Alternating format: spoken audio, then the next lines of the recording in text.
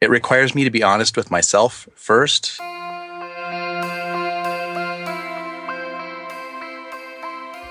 Did you just put the ring on, or are you in the first few years of your marriage? Welcome to the First Year Marriage Show, the podcast dedicated to helping newlyweds navigate the first few years of marriage. My husband, Marcus, and I will be sharing marriage tips to help you build a strong foundation for your marriage. We believe having a strong foundation is essential to having a happy, healthy, and lasting marriage. We will also be learning from the experiences of awesome married couples who have been where you are today, taking from them lessons to help you build a strong foundation for the lasting marriage you desire. Take a deep breath, relax, learn, and enjoy the show.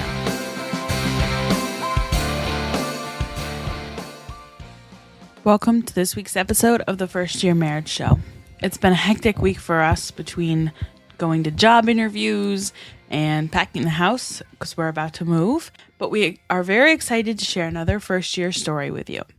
If you're new to this podcast, make sure you listen to the past episodes to learn from the 25 plus couples who have shared their first year marriage stories.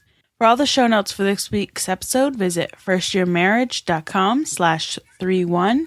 Have a great week and enjoy this week's story. Hello and welcome back to this week's episode of the First Year Marriage Show podcast. I am your host, Marcus Kwesi, and our guests for this week are John and Gemma Anderson. John and Gemma have been married for 20 years.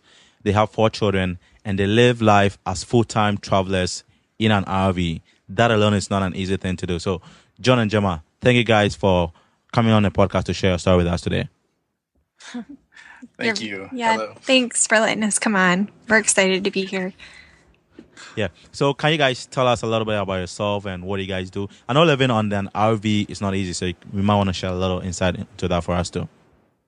Yeah, it's definitely not for the faint of heart. I think if you're not willing to be around your spouse a lot and be around your family a lot and be in really tight quarters.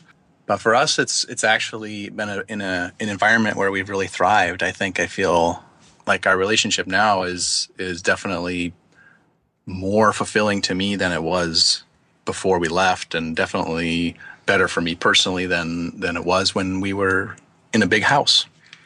And I would say it's actually the same for me too. I really have gotten to know each person in my family and kind of what everyone's weaknesses are or what their strengths are, but probably more so what mine are. And just learning to live together and have some empathy for each other. And we have to get along in here, so we have to have a lot of conversations. Yeah. When did you guys decide to live in an RV? Like, was there any life-changing circumstances that made you guys decide to live in an RV at all? Yeah, we actually, I think the biggest change for us was we went through 2 years of really intense therapy work, and we were trying to change a lot of ways that we lived our life and how we related to each other in our marriage and with our children. And after we came kind of out of our therapy, we decided that we needed a year to kind of heal in a way. And so an idea that came up, John actually threw it out, and I said, yes, that's a great idea. Let's go live in an RV and take a year off. And we were really dedicated to it, so we decided we were going to use the money from our house sale to actually take a year and be with our kids. John quit his job, and we intentionally used that money for a year of travel. And then we thought when we were done with that, we could set up again and start over. And so that year was really about changing old coping, learning how we had learned a lot of things in therapy. But we really didn't have a whole lot of time to practice them until we kind of got in the RV, and then we were with each other, and we had a lot of time to start practicing those things. And so it was a really good way for us to kind of focus in on our family with that and our marriage. Yeah, that's really good. So before you guys decided to live in an RV and before you guys even got married, would you want to share how you guys met each other and what actually made you guys decide, okay, we want to settle down together and live our lives together as a married couple? Well, Gemma and I met a long time ago. I think the first time I saw her was in the 6th grade. I was probably 12 years old, and so I liked her right away.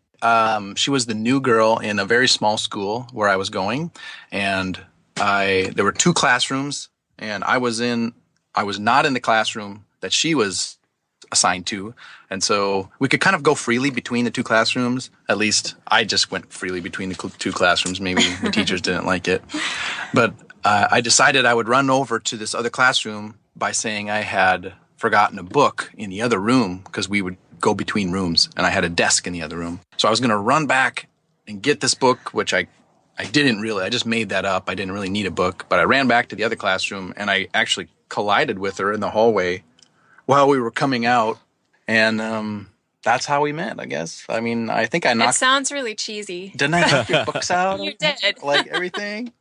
He knocked the books out of my arms, and because literally he was running. And, Well, I ran everywhere. Yeah. That's just the way I was knocked back the then. books out of my arms, and I just remember the teacher standing there just kind of frowning down at John, and John gathering up all my books, and basically the teacher's like, and this is Mr. Anderson. And, That's what they called me back then, I guess. yeah. And I went home and I said, Mom, I met the cutest boy. He has black hair and black eyes, these dark brown eyes. And yeah, that was the first day I met John. Yeah, and I remember going home. That summer, like listening. It was like the summer of Karate Kid and some of those other things where there were these big, long romance pop songs I'd listen to over and over and dream about you. It looks like that really worked out well for you, John.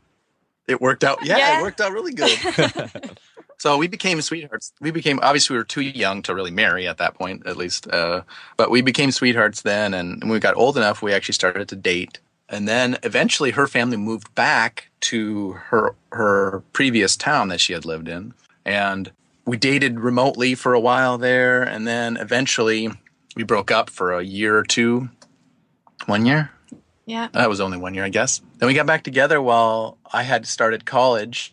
And then... Yep. So we got back together. We were 18 Okay. and we were engaged at 19. Married at And 20? we thought we were so old. Yes. And we were married at 20. Married We at couldn't 20. even legally drink at our own wedding. Maybe they should change that law. Yeah, right. Yeah, that's right. Wow. Okay. So after you guys got married, I know in the first year there are a lot of things that happen.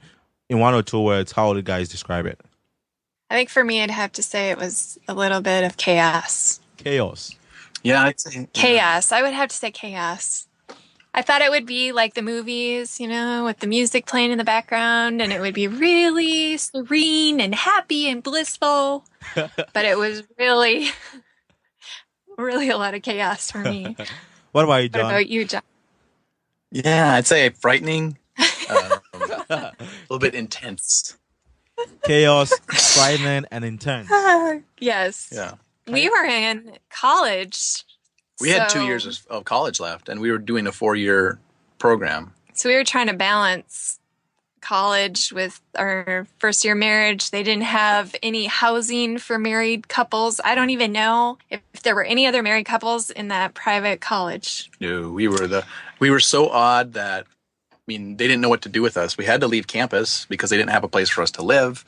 We had to find this we found this really ramshackle Little trailer. little trailer in a trailer park that was close enough to the campuses where we could get on the school buses after a short walk. Yeah. And So we were surviving. we had your old beater car that your parents gave you, or that Chevy you bought from Cavalier. your parents for something. It was pretty intense, and it was also, it was a lot of fun too. Yeah. It was exciting and a lot of Yes, fun. it was But 'cause exciting to be everything was together. new, and since we were at college, we were a novelty there. We were at a really conventional school where most of the people went right from high school into these college programs and went for 4 years. And if they got married, it was after they finished their college. It wasn't during college, like we decided to do. We just do things non-traditionally, I guess. You guys made mention about having a chaos, frightening, intense, exciting, fun, a really good year.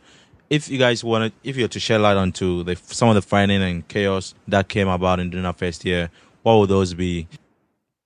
It was an adjustment for me because I only had one other sibling, so I was the only girl in my family, and I never had to share anything. I didn't have to share a bedroom. I didn't have to share a lot of different things.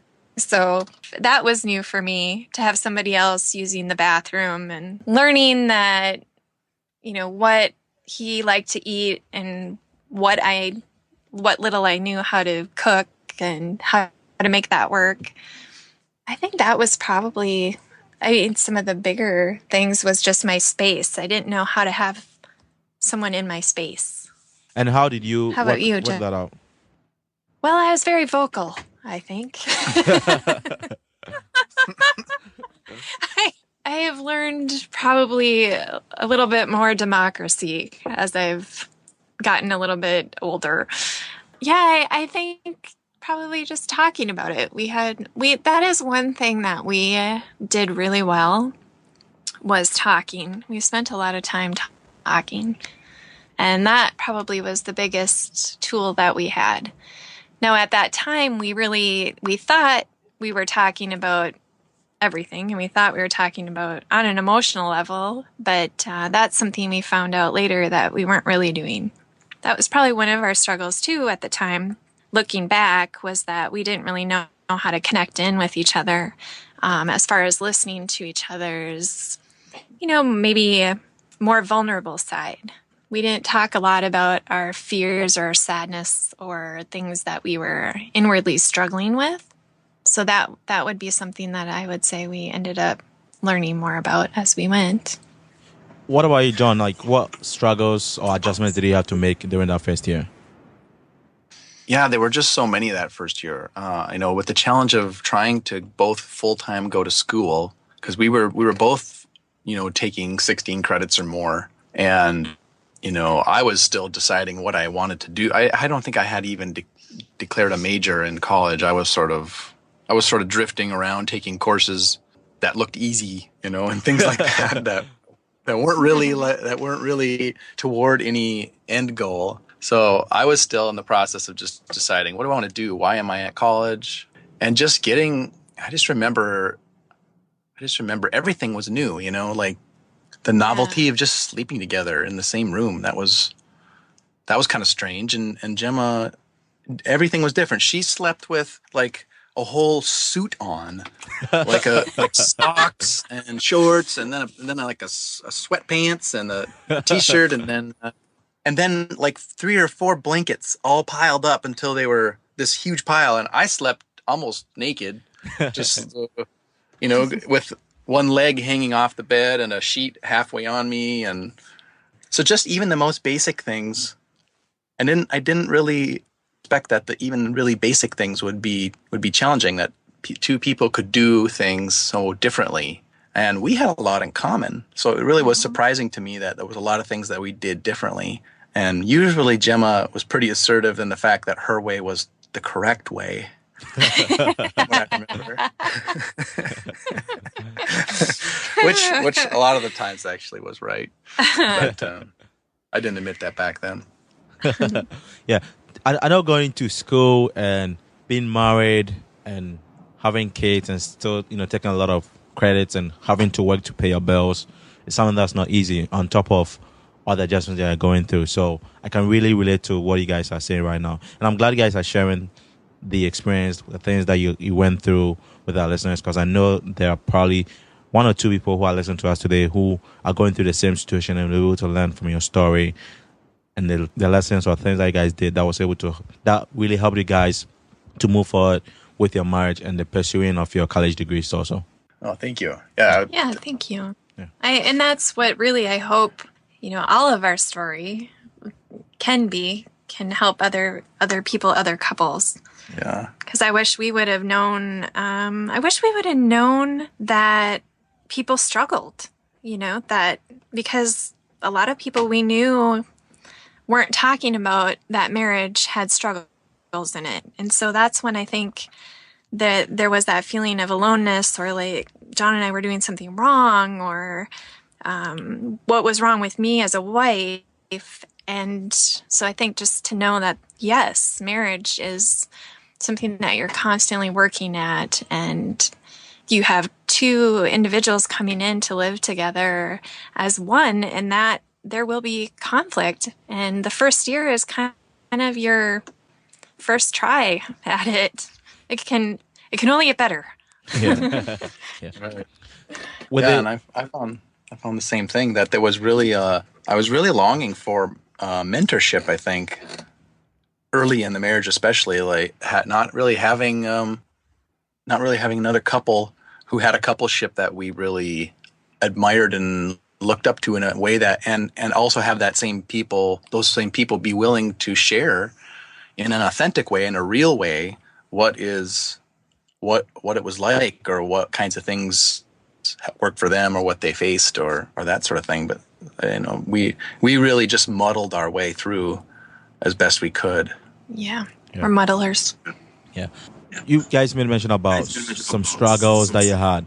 What are some of the struggles that you guys struggled with during that first year that you think going forward in your marriage was things that if you had dealt with in that first year, it would have made life a whole lot easier for you guys as a married couple? For me personally, the biggest thing, if I could have dealt with right away, was sexual addiction. That came out, for me, that was something that I brought into the marriage kind of unknowingly. From when I was young. I had suffered some sexual abuse when I was really young, and that sort of developed into unhealthy sexual behavior and thoughts, processes, really, and behaviors that I kind of kept secret.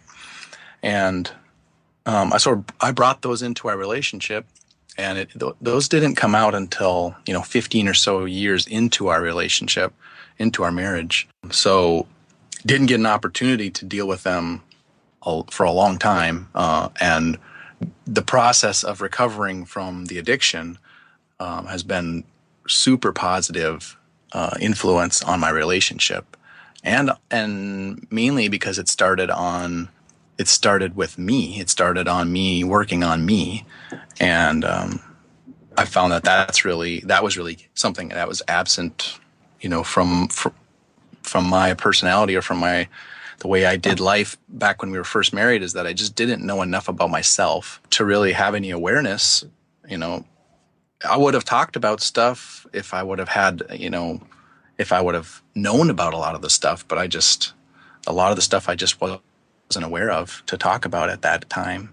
Yeah, and that's really, so when you have a spouse who's in the sexual addiction area, if that's where their coping is, typically then the other spouse is considered a co-addict, because we tend to dance very well with the addict. And that's something then that first year of marriage, and actually for 14, 15 years of our marriage, I've been dancing. And that's something that would have been helpful that first year of marriage to have known about myself.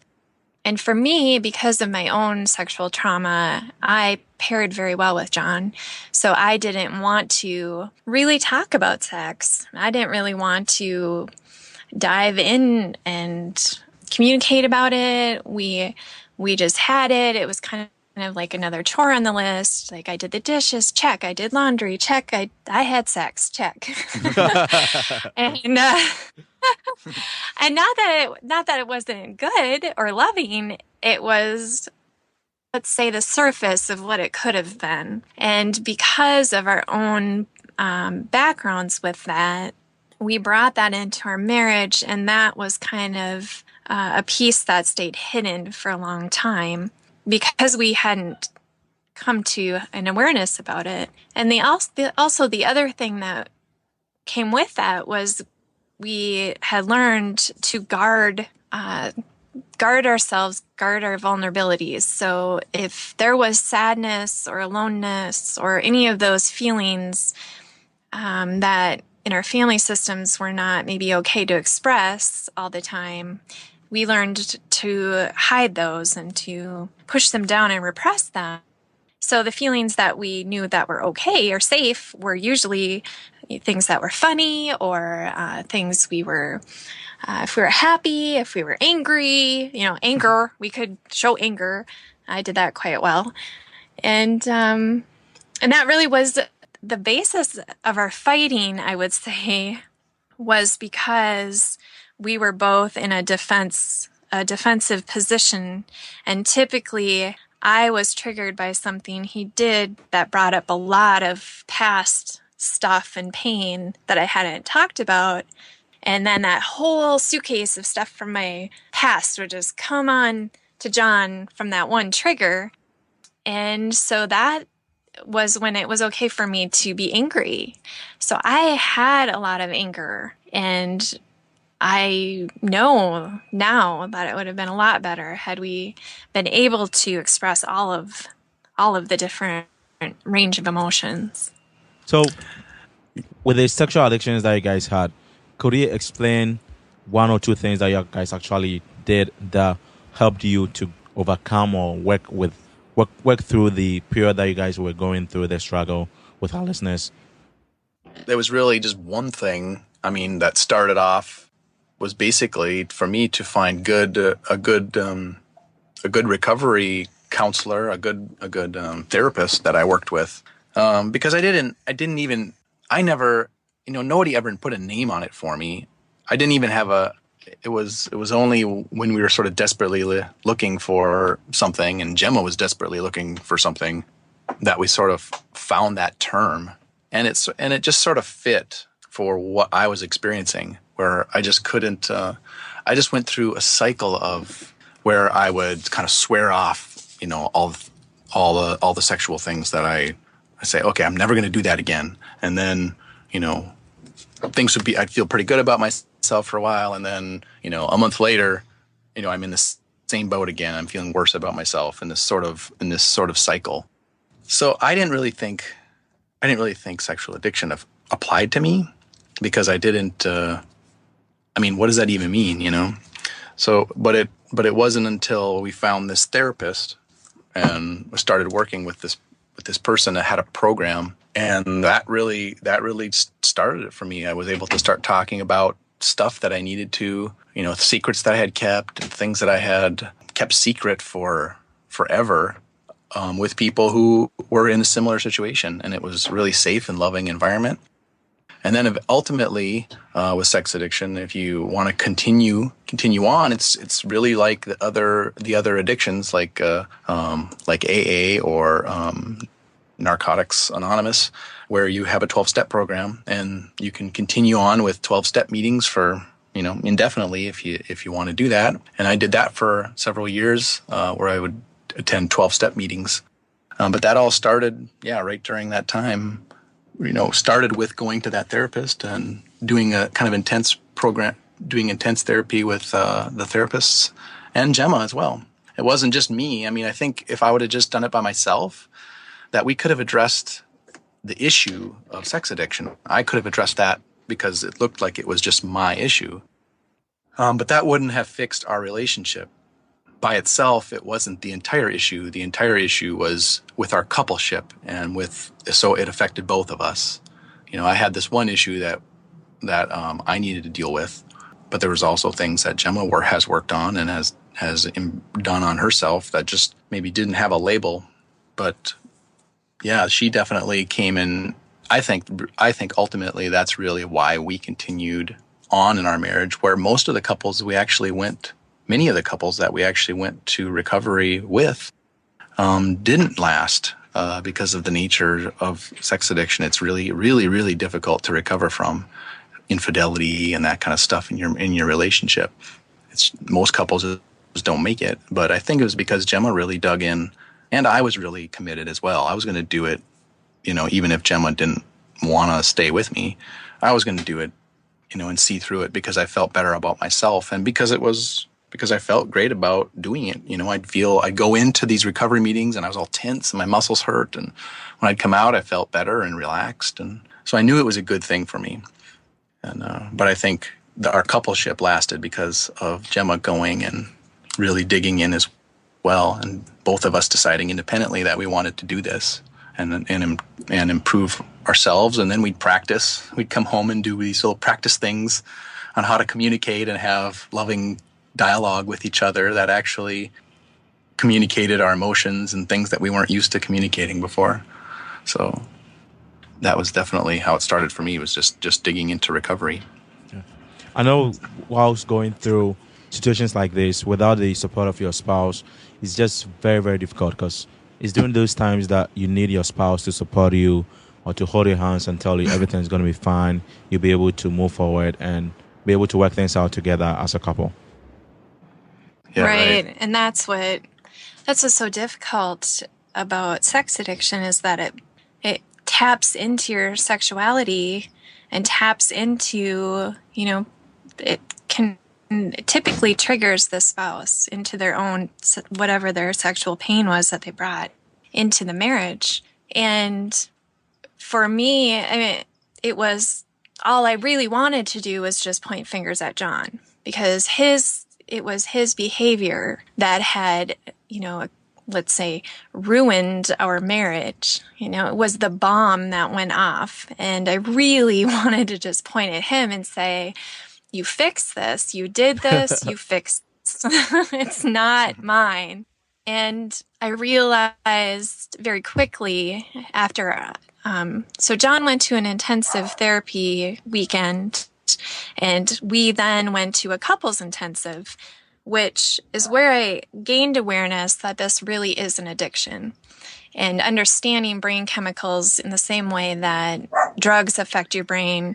The chemicals involved in sex addiction affect your brain, and you can become addicted to those chemicals. So it wasn't really until that couples intensive that I started to see all of these other men who were struggling, who I also could see in their eyes adored their wives.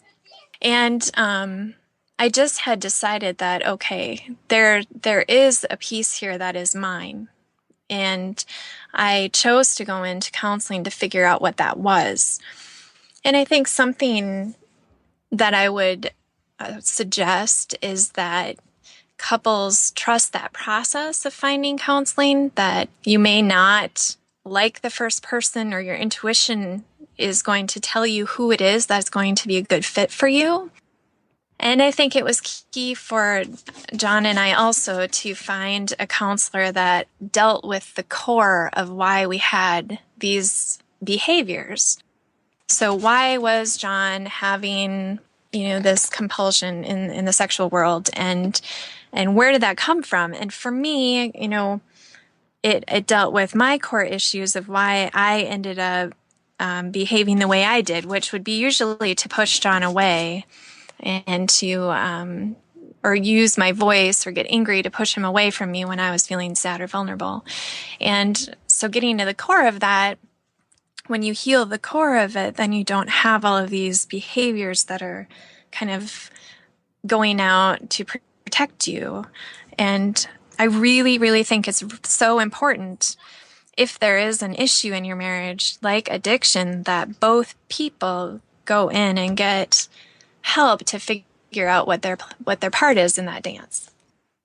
Yeah, thank you guys for sharing insights into the struggle that you guys had. I know it started from the first year, but you guys didn't discover it until your 15th year. But I'm really glad you are sharing how you guys were able to resolve it with our listeners. So if anybody's going through a similar situation, they'll be able to know what to do to improve their marriage also. Yeah. Yeah, thank you. Yeah, thanks. Yeah, definitely. I mean, to me, it's related to the things that caused struggle in that first year for me. Just kind of not knowing myself as much, and not really understanding how to communicate intimately. That really added a lot to my struggle in that first year, and realizing that we communicate differently. I know just learning how to communicate. I was so shocked that first year when I would say things that I thought were plain and straightforward, and I'm completely misunderstood by Gemma. Yeah. I never understood how to, and it still happens 20 years later. We're still doing it, except now we embrace the fact that we're two very different individuals, and that we just have different I'm just more aware of of how we each are with communication, and that it's very different. And so, I mean, it can be frustrating still at times, but I think now we've just learned to say, okay, we know ourselves and we also know each other and we know we can accept that we don't communicate the same. Yeah. And typically when we get in those conversations where he's like, okay, it's the first one. And I'm like, you mean this first one? And he's like, that is not the first one. Well, it is in my mind.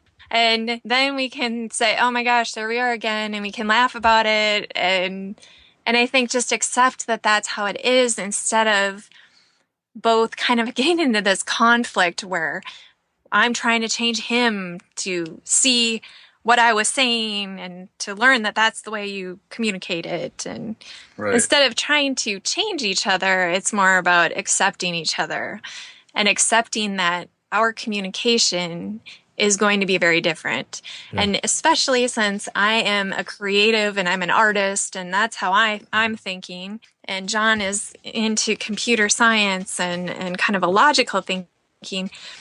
We communicate very differently. Yeah.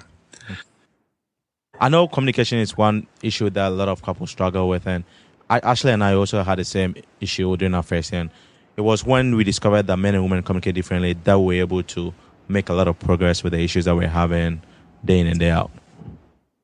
Yeah, and I definitely agree with that. And every coupleship is unique. I mean, I think there's differences that you could say are just sort of generic to men and women, but individually we're unique as well. And that makes then every coupleship really unique. So I guess I found like just being accepting is helpful, especially I think it starts with being accepting of myself, because that affects my ability to be accepting of myself. Is really, if I can't do it there, I can't practice it with anyone else.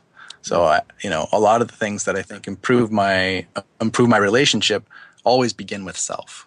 That's definitely true. I know if you don't know who you are and don't know, you've not discovered yourself and know your strengths and your weaknesses, it definitely makes it difficult living together with your spouse. But if you know who you are and you know your strengths and know what you're good at, what you're not good at, that really makes it easier for your spouse to be able to help you and together be able to do things in ways so that you can utilize both your strengths and your weaknesses for the success of your marriage.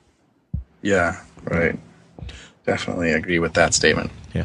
So during that first year, were there any funny or exciting moments that you guys had that right now that you are almost about to celebrate your 20th anniversary? When you look back, it brings smiles onto your faces? I think now, and the one thing that I think of is we were in this trailer house. It's not really funny or exciting, but they're kind of tragic things that I look back on and think that now I laugh at, but at the time they were really tragic or really they were terrible. But I remember a winter that got really cold, and we had this kind of junky car we were driving, and it wouldn't start at all when would get really cold. This is northern Minnesota, and it was probably like, minus 40 Fahrenheit, something ridiculously cold. Yeah.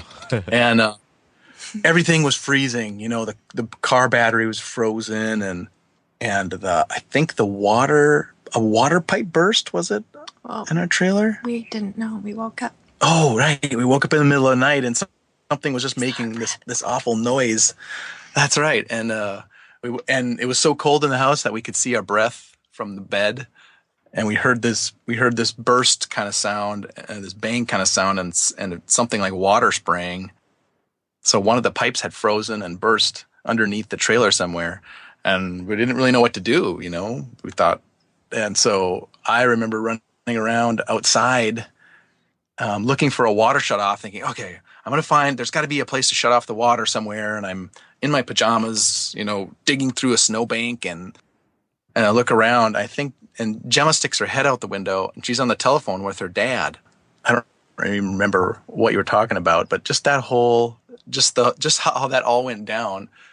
Trying to find the shut off valve, and I think the worst part was that I called my dad. Yeah, that's right. Because I didn't know what else to do. I'm like, oh my gosh, I woke up. I have like the breath, I can see my breath. It's like we're literally living outside in the snowbank because that trailer was just made of cardboard. And I'm panicking. I'm running around. I'm like, what should I do? What should I do? Well, what do I always do? I just get my dad. I'm going to call my dad. And John looks up from underneath and I'm saying, my dad says, and he goes, you called your dad? It was a good moment. I never called my dad after that. I just trusted John. That's really funny. It caused a lot of turmoil, but now we look back and it's kind of funny. So, whilst you guys were going through that first year, especially with the chaos and the finance stuff that you guys experienced in that year, was there any resources that you guys used at all? Any resources? That helped us. Yeah, that helped us. So the only thing that I can think of is, so we were poor students, and I had to go in to get us on we lived off of financial aid, and we ate ramen soup and Hamburger Helper. But I remember having to go in to get food stamps because we didn't have enough money. And because we were married, anyway, we needed food, right? Yeah. So that resource, that was a very humbling experience for me, but we needed it. And it was a resource there to help us to get on our feet. And I don't know. I think I needed that experience. I really have a different viewpoint of that type of resource now. And I remember feeling really awkward in the grocery store and how judgmental people could be with the food stamps back then, because you had to literally tear them out of the little catalog in front of the cashier one by one. So everyone knew that you had food stamps. And I remember I saved up like an additional amount of food stamps. So I didn't use a lot during a week because I knew it was going to be John's birthday. And I saved up some to buy us like a special birthday dinner. And so I think it was something like, I don't know, like steaks and a birthday cake or something, but it was, things that we typically didn't eat because we were on such a budget. But I'll never forget like putting those items down on the conveyor belt and the cashier looking at me and the people in the line looking through my stuff after they weren't looking at my stuff until I pulled out the food stamps. And then they were definitely looking through what I had bought. Yeah. And I thought, wow, that is really a lesson for me that, to like when I judge someone, I really never know what it is they're going through. And so that was a resource that I learned a lot from. I know it's not easy if you're on food stamps. A lot of people look down on you as if you don't want to work, you don't want to do anything, you're lazy. But some people, they are on it for a reason. It could be they just lost everything and they don't have anywhere to go. And that is the only resource that can really help them. And it's something that the government has made available. So I think if it's already available and you qualify for it and the government says, okay, we want to help you and going through this situation and you're going for it, then it's something that's going to help you be able to move forward. And the only thing that will be bad is if you decide to dwell on the government for the rest of your life simply because you're getting free money to pay for your food or to pay for your bills. Right. And I think absolutely that is a very important resource, especially if you're first starting out, because that is really what it's for. And that is why our parents paid taxes for that. And, now I pay taxes for that. And I'm repaying. Yeah. But yeah, I think if it's a resource out there and you need it, do it. Yeah, there are a lot of especially government social programs that have really bad stigmas around them, and they sometimes can be barriers for someone to take advantage of a program. But in the end, it's those people. We got food, and that's what we needed. And yeah, you have to put up with a little bit of judgment from others and that sort of thing. But it was helpful for us. It was definitely helpful for us. Yeah, that's really good then. You guys are almost about to celebrate your 20 years of marriage. What is one or two things that you guys do that helps you guys to grow together as a married couple? One thing I've been trying in the recent years is trying to pay attention when I have a thought, when I think about something that a lot of times my thoughts will just be in my head and I think, oh, this is, I never really think about actually verbalizing it or making it public to even to Gemma, even to my spouse. And recently I've just been more careful about when I have a thought or when I have something that I'm thinking of, even if it's, for me, it's about something that I'm really still can be really, let's say I might not know how she'll react to it. Maybe it's something about my sexuality. Maybe it's something about something I know she doesn't agree with or is difficult for her. But really trying to listen, sometimes I feel compelled to just share it with her.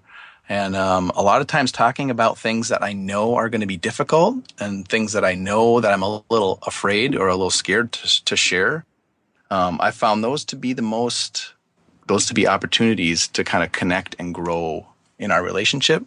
So now I purposely I don't do it all the time, but once in a while I try to really own up and to talk about that stuff. So if I have something on my mind and I'm feeling really nervous, I'll think, okay, I'm going to do this and kind of fight through sort of a hesitation to bring it up.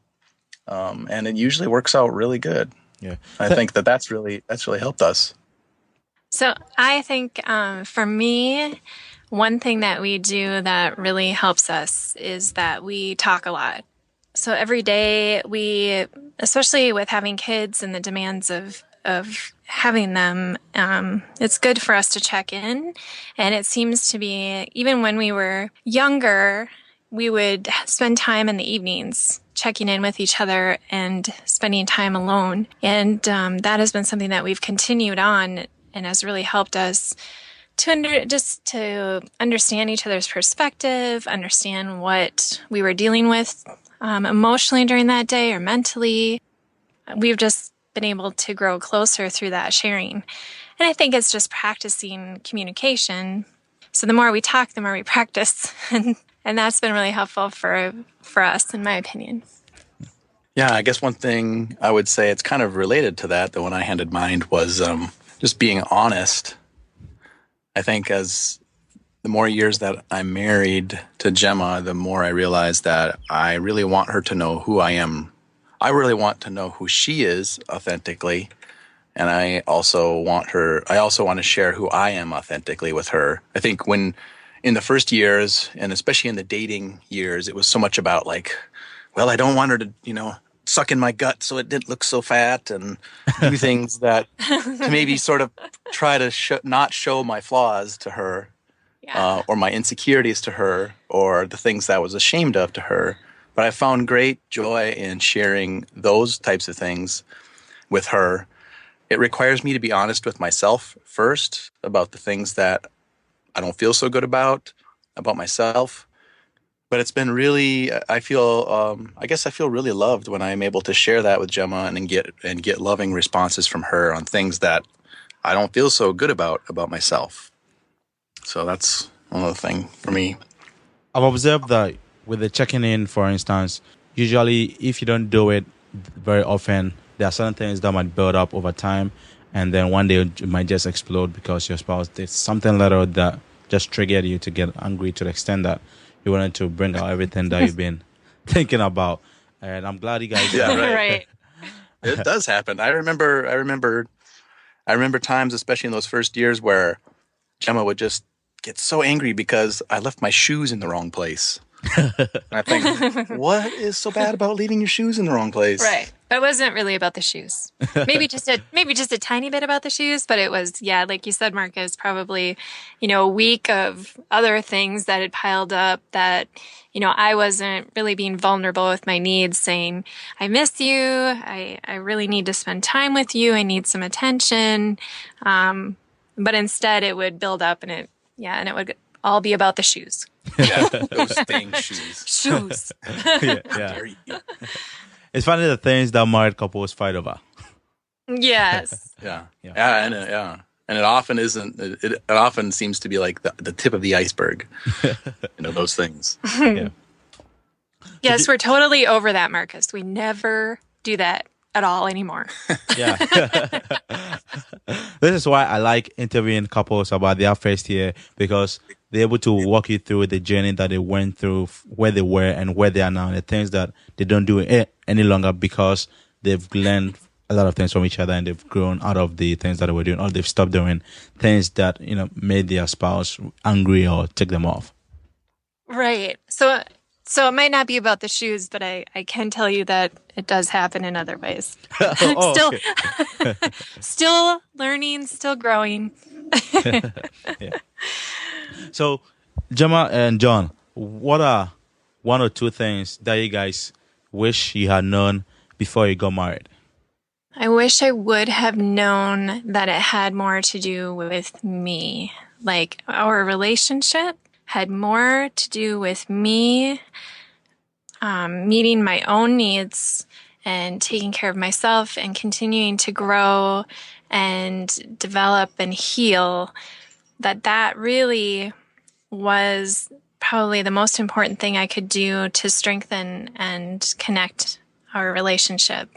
Because I think when I was first married, I thought that John would provide all of these things that I needed, like fill in the gaps and meet my needs, all of them. And I realized that while John can meet some of my needs as far as in the relationship area, he is not responsible for, my insecurities or the healing work that I needed to do on my own for my own baggage, and to make sure that I'm still pursuing my interests and my goals, and that I continue to work on who it is that I am. So that would be something that I would say is a piece of advice, is to keep working on yourself. And in return, that does strengthen your marriage.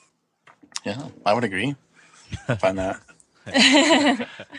Well, I have a specific example that I brought in an addiction to our marriage, and that was a really bad idea to keep that a secret. I just thought it was kind of related. I was insecure, and I loved Gemma, and I wanted her to love me, and I didn't think that she could accept me for who I was if she knew all the less pleasant parts.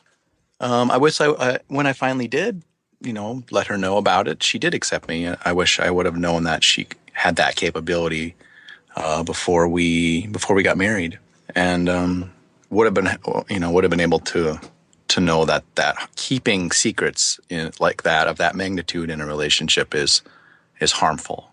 Yeah, and I think for both of us, learning that to go and seek someone to help us with that was really the best thing we could do. So getting counseling at any stage and every stage of your marriage would be some other advice that I would give. Because it's funny that we are open to taking our kids in to see like doctor for well exams, or we go to the dentist to check up and check in. And there's other areas of our life that we do that. But for some reason in the relationship area or the mental health area, it's something that we are secret about, or we feel shameful if we have to go there to learn skills in communication or relationship. So I would suggest that you, if you're in a position that you ever need to, you find someone to help you to learn those skills. And if you didn't find the right one the first appointment, then try someone else, because there's a whole bunch of different counselors out there, and there is someone that can help your relationship. Yeah, that's very, very true, because with counseling, even though couples think it's good for their kids when they're going through issues, some people don't think it's good for them. But when you look at it, we are all humans, and there are times that we need help, or we need a third person to look at things that we are doing so they can help us make better decisions or make better choices. Yeah, it's definitely true. Yeah. Gemma and John, thank you guys for coming on the show today to share your first year story with us. I know there are a lot of things that we've learned that we can all apply in our marriages, or even there are things that you mentioned about that maybe we stopped doing with our spouse. Because you guys talked about it, we'll be able to remind ourselves to keep doing those little things to make our spouses happy and to enjoy our marriage. If some of our listeners want to get in touch with you guys and they want to say thank you to you, what would be the best way that they can reach out to you guys? I would love to have listeners go to my website, studiogemma.com. And I also have a Facebook page that they can message me on. I have Twitter under Studio Gemma and Instagram. So whatever way of communication works best, John and I are very open to answering questions or to be there supporting people in their marriage. Thank you guys again for coming on the show to share your story. I really appreciate it, and I can't wait to share your story with our listeners. Thank you, Marcus. Thank you, Marcus. Thank you. Thank you for listening to another episode of the First Year Marriage Show. To submit a question, feedback, or suggestions for the podcast, visit firstyearmarriage.com/feedback. Apply what you've learned today and build a strong foundation for the happy, healthy, and lasting marriage you desire.